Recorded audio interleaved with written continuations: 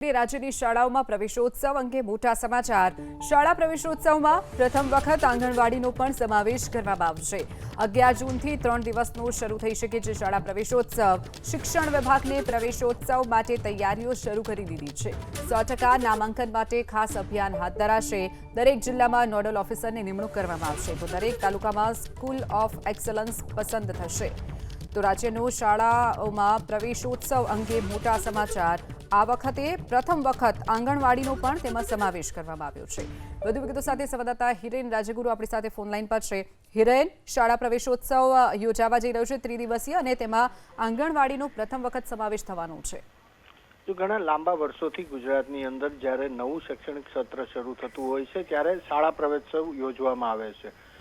નરેન્દ્ર મોદી જ્યારે ગુજરાતના મુખ્યમંત્રી હતા ત્યારે તેમણે આ શરૂ કરેલી પ્રણાલી અત્યારે પણ અકબંધ રહી છે। જો કે થોડા ઘણા ફેરફાર તેની અંદર થતા રહ્યા છે। એ જ મુજબ આ નવા શૈક્ષણિક સત્રની શરૂઆતે એટલે કે લગભગ 11 જૂનથી 3 દિવસનો શાળા પ્રવેશોત્સવ શરૂ થવાનો છે।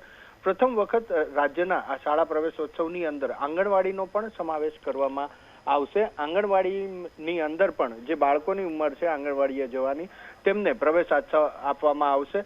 આ સાથે જ આ વર્ષે દરેક જિલ્લાની અંદર એ નોડલ ઓફિસરની નિમણૂક કરવામાં આવશે। એ એટલા માટે કે જેટલા પણ બાળકો સ્કૂલે જવાની ઉંમરે પહોંચ્યા છે, આંગણવાડીએ જવાની ઉંમરે પહોંચ્યા છે કે બાલવાટિકામાં જવાની ઉંમરે પહોંચ્યા છે, એ તમામ 100% તેમના દાખલા થાય એટલે કે નામાંકન થાય એ માટેની જવાબદારી જે તે જિલ્લાના નોડલ ઓફિસરને સોંપવામાં આવી છે। એ જ રીતે આ વખતે પ્રથમ વખત દરેક તાલુકાની અંદર સ્કૂલ ઓફ એક્સલન્સ પસંદ કરવામાં આવશે, જેની અંદર આ નામાંકનની પણ 100% જવાબદારી રહેશે અને ત્યારબાદ એ બાળક સતત શાળાએ આવતું થાય એ જોવાની પણ જવાબદારી રહેશે। બે નવી વસ્તુ આ વખતે શરૂ થવા જઈ રહી છે। એક આંગણવાડીથી પણ પ્રવેશોત્સવની શરૂઆત અને બીજું દરેક તાલુકામાં સ્કૂલ ઓફ એક્સલન્સ પણ આ વર્ષે પ્રવેશોત્સવ દરમિયાન પસંદ કરવામાં આવશે। જી ચોક્કસ હિરેન, માહિતી બદલ આભાર।